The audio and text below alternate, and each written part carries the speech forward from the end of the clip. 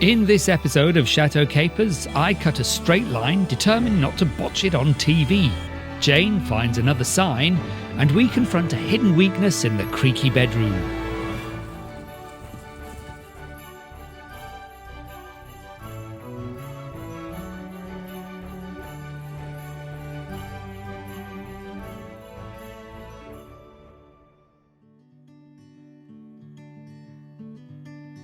Chateau DIY came to film us as we continue to tackle the creaky bedroom.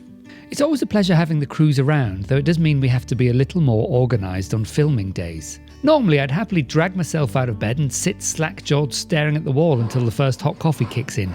But when the cameras are rolling, we have to be ready. Instead of my usual splattergun hither and thither approach to the endless jobs on the list, we need a focused plan of attack for the day.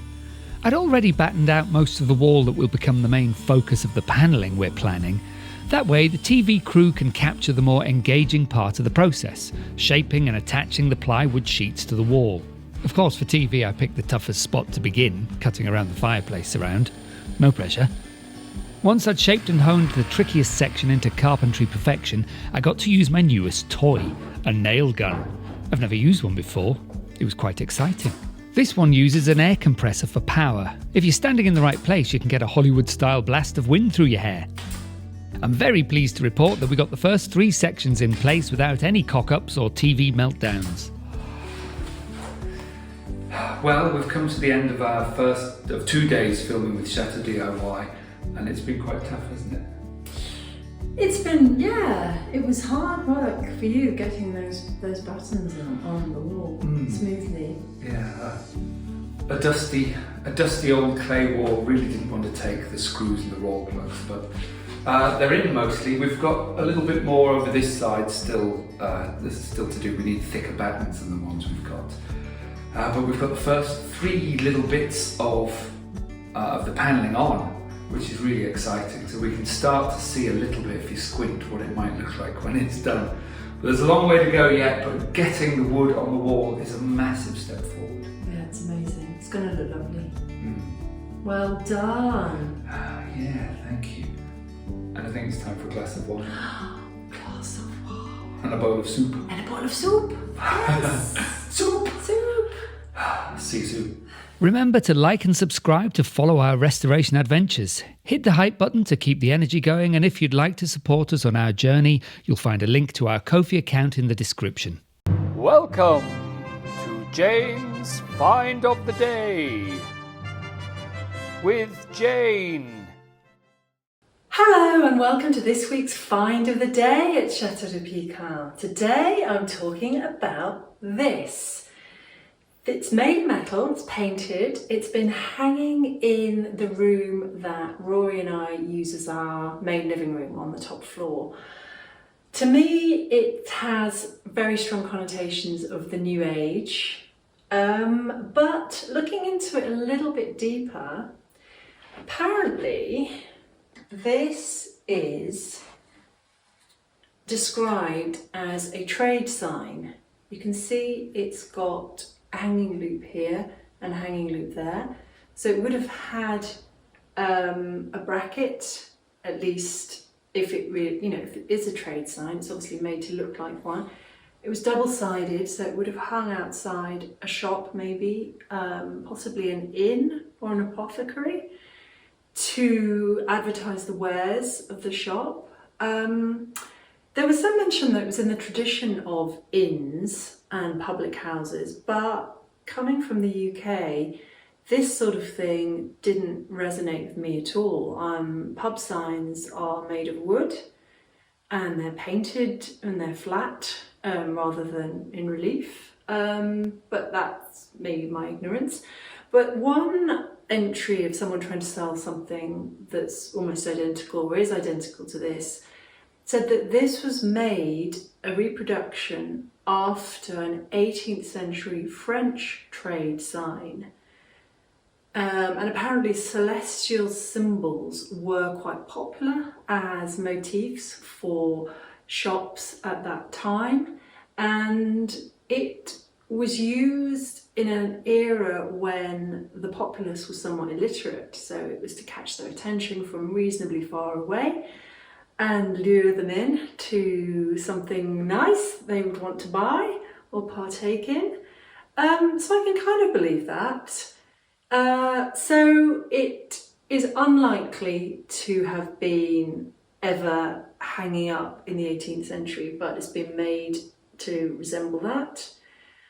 I think there are all kinds of ways that you can date things. I've read about alligatoring the paint, and it should have been oil-based paint if it was old, whereas modern reproductions tend to be in acrylic, and sometimes they fake the lead paint effect by putting a dark undercoat on first, so that when you get a scratch it sort of looks as it would have if it had been in the original material. So as I say, it's almost certainly a reproduction, but even so, by now it counts as a vintage object because it could have well been made in the 1950s, 60s or 70s, most likely.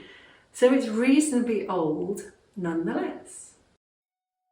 The next morning, the pressure was on. It was lights, camera, action as we set out to tackle the rotten elephant in the room, the damaged lintel above the window. With our only viable option being an oak sleeper, we picked one up from the local DIY merchant and had them cut it down to size, saving me a job. Then we braced ourselves for the task, hoping it wouldn't turn into a full-scale wall-collapsing disaster. I began by removing large sections of the original crown moulding. They almost certainly won't be reinstalled, but they might prove useful if I decide to create a mould. Next, I exposed as much of the beam as possible, hoping it might slide out with minimal effort. The real concern, though, was the wall above the old lintel.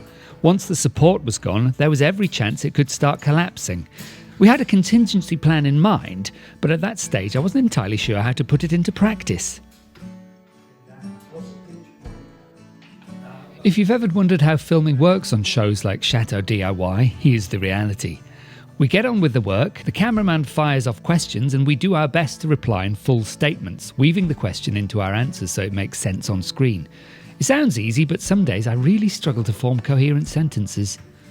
With the old lintel now fully exposed, the extent of the damage was revealed, and it was shocking. The middle had been completely destroyed, effectively meaning the right half was already in 2 bits. We could barely believe just how completely rotten the lintel had become. We count ourselves lucky we discovered it before the walls started to crack or crumble. I'm just trying to get the worst of the rot out, so that if I can open up a space I can try and support it a little bit. Ow. This top layer is literally all this dust. It scrapes away so easily. It was time to start cutting. The reciprocating saw made fairly light work of the ancient rotten lintel, but whenever it hit wood that was still sound, the job became much tougher, and the dust dropping from the wood was phenomenal. Well done. Brilliant. Okay. Yeah. See that? The centre of the wood. The centre has been completely eaten out. Brilliant. So it's acro time. Yes? Heading in that direction. Can we do it now?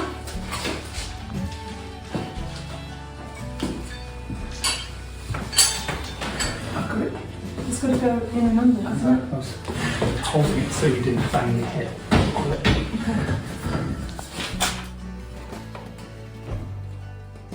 This side is the least rotten side, so it's going to be by far the hardest side to get out.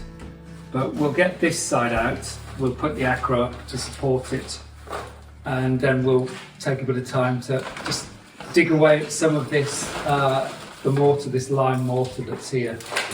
So hopefully free it a bit, and then we'll just pull this side out, hopefully. Yeah. You alright? Botching? Spirit level, please. Oops. Careful. It's alright. In my head. Good on. There. Whew. Right, I'll try and cut through the back section. The moment that perhaps none of you have been waiting for.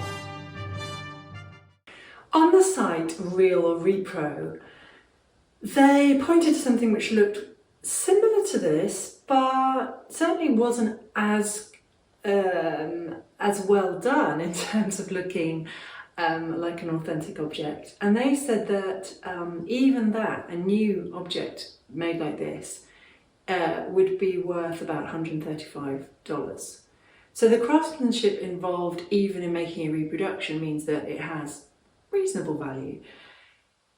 But I have seen them on sale. I have seen one on sale on an antique site where they said it was a reproduction made in the 50s or 60s. And there they wanted anywhere between 350 and 460 euros for it. So I think it's very much the value is in the eye of the beholder.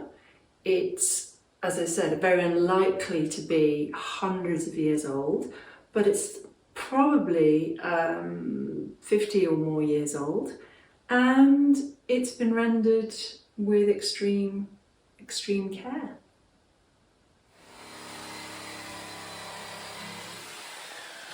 Would you like the butter to go across first?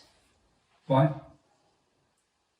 Because then you've still got a length. When you say go across, I don't know what you mean. Well, rather than taking away this piece, which might still be doing some support work. It isn't. Are you sure? Look at it. I can move it. I can move it. It's not supported. attached to What's above it? Okay. And this isn't rotten like it was here. I can't just keep breaking bits off. Mm-hmm. I need to get this out to see if this whole section can be ultimately levered out. Okay.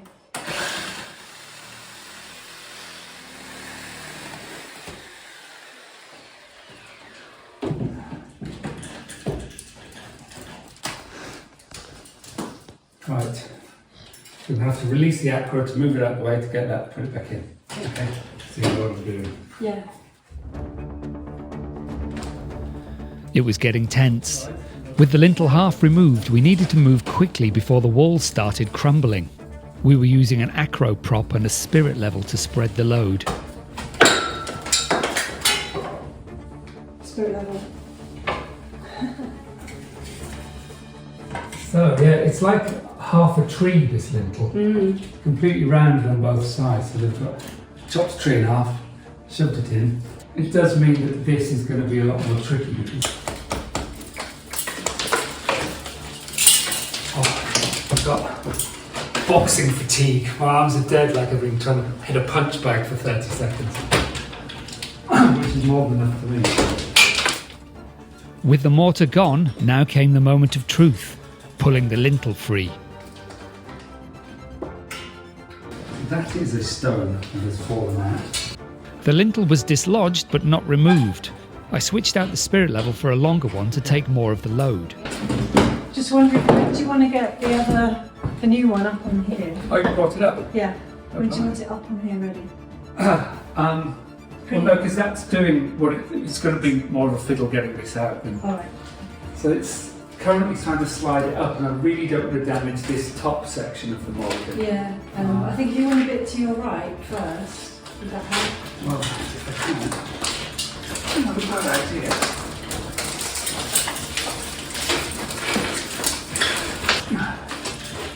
The timber resisted, having been locked in place for generations. I worked it loose inch by inch, then suddenly it gave up the fight. I pulled it free like a rotten tooth. We're ready. Here it comes. Okay.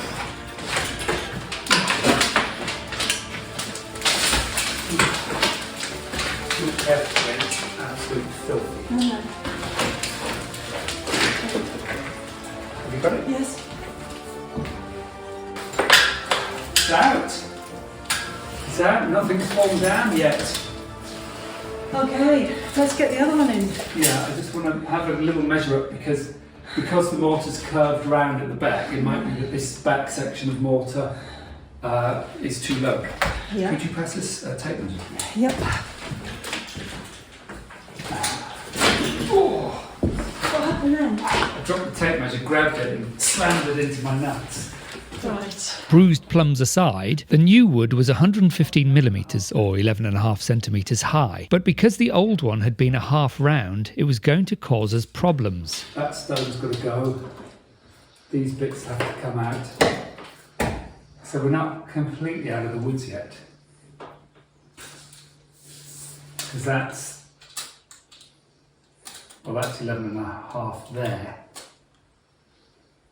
So I've got to cut out all of this. The lintel was safely removed, but I now had to chip away at the very mortar holding everything in place. I just hoped it would hold long enough to get the new one in. With every blow of the mallet, my nerves got a little more frayed, and mortar and wall stones started to rain down. With Chris the cameraman now wearing full safety gear, I was increasingly anxious for the replacement lintel to be wedged into place. Cracks were spreading through the mortar above. Stones shifted as if ready to fall. They only had to hold together a little longer. I checked the gap once more, just enough space for the new lintel. All that remained was to clear the rubble to make way for its place in the wall. And then it happened. The camera turned off. What followed was hair-raising, though not disastrous. The lintel slid into position, but as we eased away the acro prop, stones began to tumble from the wall. I drove the beam forward with all my strength, and at last pushed it into place. The lintel is almost in. Well, it's in. It's just not fully pushed in on this side because some mortar was in the way at the back, so I'm going to see if I can whack it in now.